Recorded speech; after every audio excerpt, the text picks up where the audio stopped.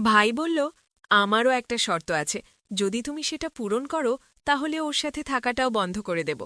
আমি বললাম, হ্যাঁ বল, তোর কী দরকার? তখন ভাই বলল, সে যেমন আমার সাথে আড্ডা দেয়, এখন থেকে তুমিও আমার সাথে আড্ডা দেবে আর আমার চাহিদা পূরণ করবে। আমি বললাম, এটা সম্ভব না। তারপর যা হলো তা একবার শুনলে বারবার শুনতে ইচ্ছে হবে।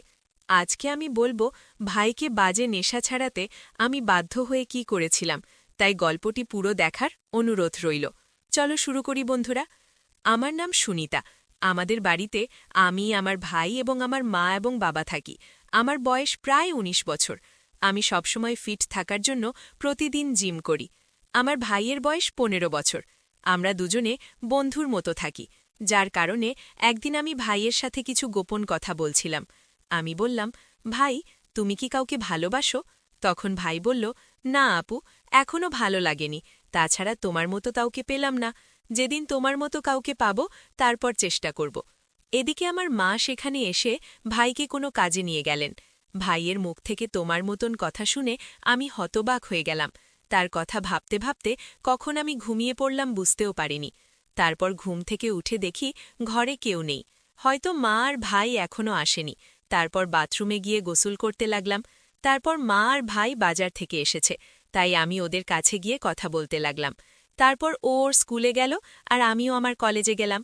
আমি শুধু আমার ভাইয়ের কথাই ভাবছিলাম, কারণ আজ পর্যন্ত কেউ আমাকে এই কথা বলেনি। তখন আমার এক বন্ধু আমার কাছে এসে বলল, আরে সুনিতা, তুমি কি ভাবছ? আমি বললাম, না পায়েল, আমি কিছু ভাবছি না। তারপর আমি ওকে জিজ্ঞেস করলাম, পায়েল, প্লিজ আমাকে একটা সমাধান দাও। আমি ওকে সব বললাম। এখন আমাদের কলেজ শেষ হতে চলেছে, আর পায়েল আমার দিকে রাগ করে বলল, আরে, এ তো আমাদের কাছে একটা সাধারণ ব্যাপার। তারপর আমরা দুজনে নিজে নিজের বাড়ির দিকে যেতে লাগলাম, কারণ আমাদের ক্লাস চলছিল না। আমার বন্ধু তার বাড়ির দিকে যেতে লাগল, এখানে আমিও যাচ্ছিলাম। তখন আমি আমার ভাই রোহিতকে দেখলাম। তাকে দেখে আমি চমকে উঠলাম। ভাই কারোর সাথে ঘোরাফেরা করছে। তাকে দেখে আমার খুব রাগ হচ্ছিল, কারণ বাবা অনেক কষ্ট করে টাকা কামাচ্ছেন, কিন্তু সব টাকা নষ্ট করে দিচ্ছে।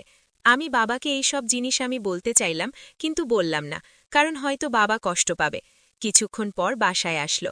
আমি তার রুমে গিয়ে বললাম, তুই বাজারে ঘুরছিলিস কেন?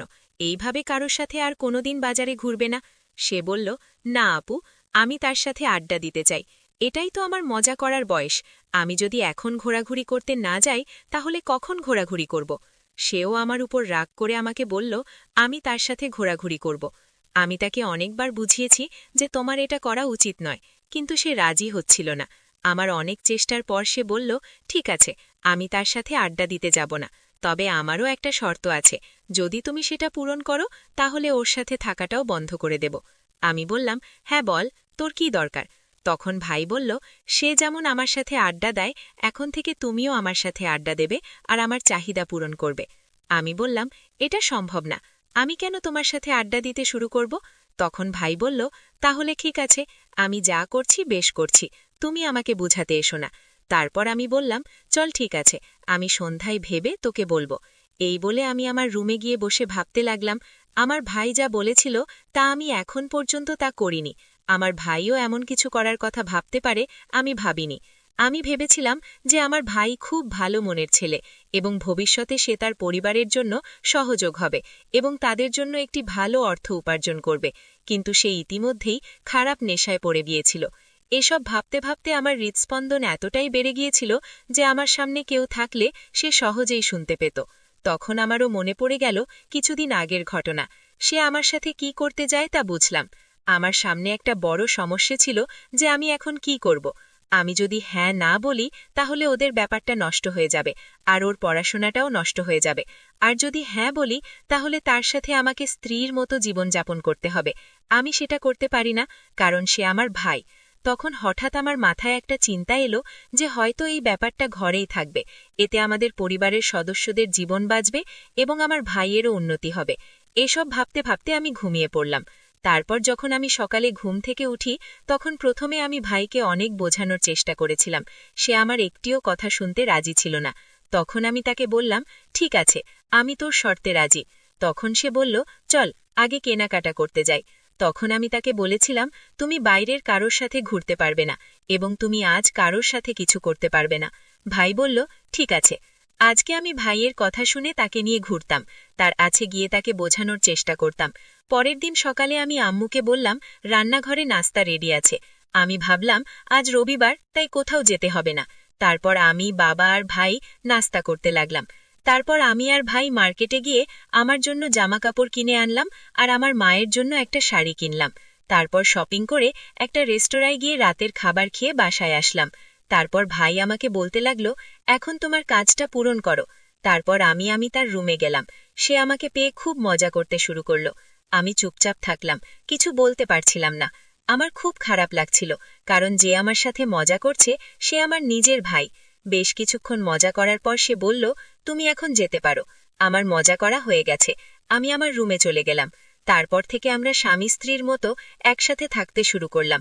আমিও বাধ্য হয়ে তাকে একজন স্বামীর মতো যত্ন নিতাম এবং সে আমাকে স্ত্রীর মতো যত্ন নিত। তারপর আমাদের জীবনে যা হওয়ার ছিল তাই হয়েছে।